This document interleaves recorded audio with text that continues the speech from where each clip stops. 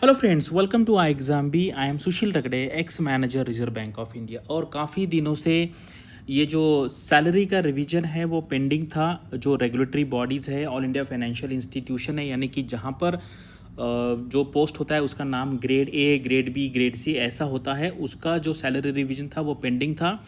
अभी जैसे आरबीआई का हो गया है, उसके बाद नाबार्ड का हो जाएगा, सिडबी का हो जाएगा, सेबी का हो जाएगा, सबका हो जाएगा। और बाकी ये जो सारे इंस्टीट्यूशंस है इनके रिक्रूटमेंट साइकिल भी अभी स्टार्ट हो जाएंगे।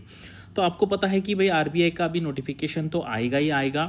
बहुत क्लियर हो गया है, बहुत टाइम से निगोशिएशन चल रहा था यूनियन के साथ। मैंने आपको अगस्त महीने में ही बताया था। अभी क्या है, मतलब इन प्रिंसिपल अप्रूवल मिल गया है ग्रेड ए का रिक्रूटमेंट करने के लिए आरबीआई में। जब ज़रूरत पड़े तब वो रिक्रूट करेंगे। वैसे ज़रूरत तो पहले से ही है आपको आरटीआई का। आरटीआई से ये भी पता चला है कि कितनी वैकेंसी है, और ग्रेड बी का भी आएगा। तो इसलिए अभी आपको, आपके दिमाग में ना ये टेंशन कभी भी नहीं होना चाहिए। मैंने पहले से ही आपको कहा है कि भी ग्रेड ए का है, बी का है, आपका जो पढ़ाई है वो चलता रहेगा। जो लोगों ने ये टाइम में पढ़ाई की है उनका फ़ायदा होगा, और बाकी लोग भी अभी ज़्यादा टाइम वेस्ट करने की ज़रूरत नहीं, पढ़ाई के लिए लग जाइए। करेक्ट। सेबी का नोटिफिकेशन आपको पता है अल्टरनेट ईयर में आता है, ये ट्रेंड है, लेकिन ऐसा कहीं पे लिखा नहीं है। आपको प्रिपरेशन करना है। लास्ट टाइम में भी ऐसा था, बहुत सारे लोग सिर्फ वेट कर रहे थे, नोटिफिकेशन बाद में आ गया और फिर लोग सेलेक्ट भी हो गए। हमारी स्टूडेंट इस बार ऑल इंडिया फर्स्ट आई है। तो आपको बिल्कुल भी ऐसे पूछना नहीं है कि भाई कब आएगा कब आएगा, और ऐसे करते करते आपका टाइम निकल जाएगा। और जब नोटिफिकेशन आएगा, जिन्होंने कंटिन्यू रखी उनका सिलेक्शन हो जाएगा। और नाबार्ड का रिक्रूटमेंट तो एवरी ईयर आता है। तो ये, और अभी ये भी है कि अगर आपने सेबी का प्रिपरेशन किया है या करते आ रहे हैं तो आपको उसका फ़ायदा पीएफआरडीए जो है उसके लिए होगा। इसका नोटिफिकेशन आने वाला है, मैंने आपको पहले भी बताया था, अभी मैं फिर से इसको कंफर्म कर रहा हूँ। जल्द ही आएगा, मैक्सिमम 3 महीने के अंदर। करेक्ट, 3 महीने के अंदर आ जाएगा। और ये भी जो नोटिफिकेशन है आरबीआई का भी और सेबी का भी, आप पकड़िए, अभी ये अप्रैल चालू है, मई, जून, जुलाई, अगस्त, ये 4 महीने पकड़ लीजिए। ठीक है। तो मई, जून, जुलाई, अगस्त के पहले ये आरबीआई और नाबार्ड के भी आ जाएगा। सेबी का भी मुझे पता नहीं है। पीएफआरडी का भी अगले 3 महीने में आएगा। और आईआरडीए जो ऑर्गेनाइजेशन है उन्होंने पहले ही बताया था कि वो एवरी ईयर रिक्रूट करेंगे। वो कब करेंगे उसका इन्फॉर्मेशन अभी मेरे पास नहीं है। जब मुझे मिलेगा तब मैं आपको बता दूंगा। और काफ़ी सारे स्टूडेंट, कल हमने वर्कशॉप किया था, बहुत ही ज़बरदस्त वर्कशॉप था।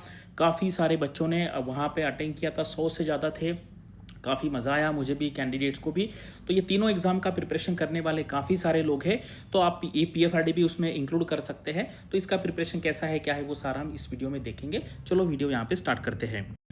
तो ये हमने एक फाइल है, गाइड है, ये 17-18 पेजेस का है। इसका लिंक मैंने डिस्क्रिप्शन में दिया है, से आप डाउनलोड कर सकते हैं। और ये सारी एग्जामिनेशन के बारे में आपको वहाँ पे इन्फॉर्मेशन मिलेगा, आरबीआई, नाबार्ड, सीबी के बारे में। ये हमारे रिजल्ट्स है, ये हम न्यूज़पेपर में पब्लिश करते हैं। आरबीआई का रिजल्ट है, ये सेबी का रिजल्ट है। हमारी स्टूडेंट सेबी में ऑल इंडिया रैंक 1 आई है। उसके बाद ये नाबार्ड का रिजल्ट है, ये पीएफआरडीए का रिजल्ट है। पीएफआरडीए का बैच भी हमने स्टार्ट कर दिया है। तो अगर आपको पीएफआरडीए स्पेसिफिकली करना है प्रिपरेशन, तो आप इसके बारे में हमारे जो नंबर्स है वहाँ पे कॉल करके ये इन्फॉर्मेशन ले सकते हैं। करेक्ट। अभी हम आते हैं सिलेबस पे। तो ये तीनों एग्जाम का प्रिपरेशन साथ में करना क्यों ज़रूरी है? क्योंकि अगर आप देखेंगे, ये देखो, ये जीए है, ये इंग्लिश है, एप्टीट्यूड टेस्ट है, रीजनिंग है, ये सारे एग्जाम में होता है। लेकिन आरबीआई की जो डिफ़िकल्टी लेवल होती है वो सबसे हाईएस्ट होती है। तो यहाँ पर अगर आपका क्यूआरए अच्छा नहीं है तो भाई ये बहुत बड़ा हर्डल बनेगा। इसलिए अभी से प्रिपरेशन आपको यहाँ पे स्टार्ट करना है। और जैसे आपका प्रीलिम पास हो जाएगा, उसके बाद आपको जो इंग्लिश का पेपर होता है, ये तीनों एग्जाम में आपको इंग्लिश का पेपर होगा। उसके बाद इकोनॉमिक एंड सोशल इश्यूज़, ये पेपर आपको नाबार्ड में भी होता है। उसमें थोड़ा सा रूरल डेवलपमेंट का पोर्शन ऐड है। और ये फाइनेंस एंड मैनेजमेंट है, ये जो पेपर है आपको ये सेबी में होता है। करेक्ट, सेबी में होता है। यानी कि अगर आप आरबीआई की तैयारी करेंगे तो 60-70% नाबार्ड की तैयारी हो जाएगी, 60-70% सेबी की तैयारी हो जाएंगी। तो ये है। और सेबी में राइटिंग नहीं है, डिस्क्रिप्टिव राइटिंग नहीं है। जो दूसरा पेपर है, इंग्लिश का पेपर तो रहेगा सब जगह पे, लेकिन जो दूसरा पेपर है वो एमसीक्यू बेस्ड होता है। तो वहाँ पे जिनको राइटिंग में दिक्कत है वो सेबी को प्रेफर कर सकते हैं। और अगर आपको क्वांट और रीजनिंग कुछ भी नहीं आता है, कुछ भी नहीं, मतलब लिटरली ज़ीरो, तो भी आप सेबी ग्रेड ऑफिसर बन सकते हैं। लास्ट ईयर 2-4 स्टूडेंट बने भी है, क्योंकि यहाँ पर उसको बिल्कुल भी, मतलब ज़्यादा वेटेज उन्होंने नहीं दिया है, क्वालिफाइंग नहीं है, सिर्फ 30% मार्क्स लाएंगे तो आप सेबी का जो पहला फेज़ 1 है वो आज के आज, अभी के अभी आप पास कर सकते हैं। ये जो क्यूआरई वाला पेपर है उसकी मैं यहाँ पे बात कर रहा हूँ। अब ये देखते हैं, ये सेबी का पेपर है, ये जो मैं पहले पेपर की बात कर रहा हूँ, ये पेपर यहाँ पे आपको सिर्फ 30% चाहिए। यहाँ पर आपका क्वांट है, इंग्लिश है, रीजनिंग है और जनरल अवेयरनेस है। ये पेपर आप आज क्वालिफाई कर सकते हैं। और यहाँ पे आपको क्वांट बिल्कुल भी नहीं आता है, रीजनिंग बिल्कुल भी नहीं आता है, तो भी आप यहाँ पे क्रैक करेंगे और आप एग्ज़ाम में सॉल्व कर लेंगे। बहुत ही ईजी लेवल यहाँ पे होता है। रियल जो गेम है इस एग्ज़ाम का ये है आपका जनरल स्ट्रीम का जो पेपर होता है। प्रीलिम्स में भी आपको देखो, प्रीलिम्स तो बहुत ईजी है, अगर आप प्रीलिम्स का पढ़ाई 10 दिन भी करेंगे तो आपका प्रीलिम्स निकल जाएगा। मैं सिर्फ प्रीलिम्स की बात कर रहा हूँ।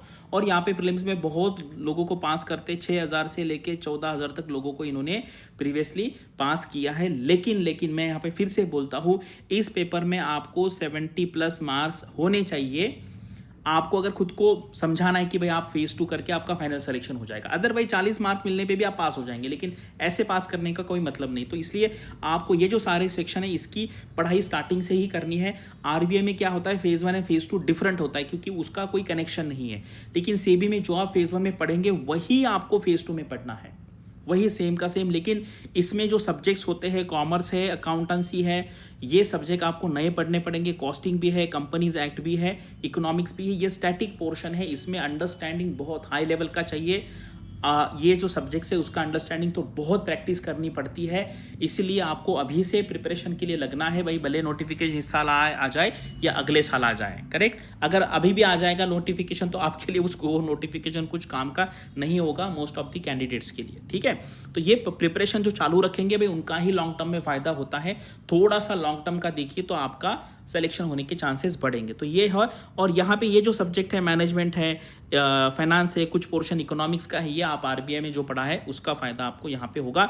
लेकिन ये जो सब्जेक्ट्स है कौन से वाले, कॉमर्स, अकाउंटेंसी, मैनेजमेंट, इसके लिए बहुत बहुत बहुत आपको प्रैक्टिस करनी पड़ेगी, वीडियोस देखने पड़ेंगे, कंसेप्चुअल अंडरस्टैंडिंग यहाँ पर आपको होना चाहिए। बाकी इंग्लिश का पेपर तो सब एग्जाम में होता है।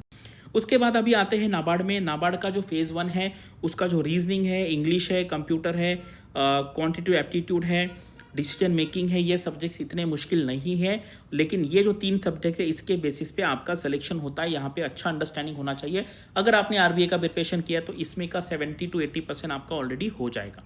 करेक्ट, ये फेज़ 1 है। और फेज़ 2 में क्या है, आपको इंग्लिश का डिस्क्रिप्टिव पेपर है और फेज़ 2 में economic and social issues, agriculture, rural development, इसमें आरबीआई का जो आपने पढ़ा हुआ है वो 70 to 80% यहाँ में आपको काम में आने वाला है। तो इसलिए आरबीआई, नाबार्ड, सेबी का आप अच्छे से साथ में प्रिपरेशन कर सकते हैं।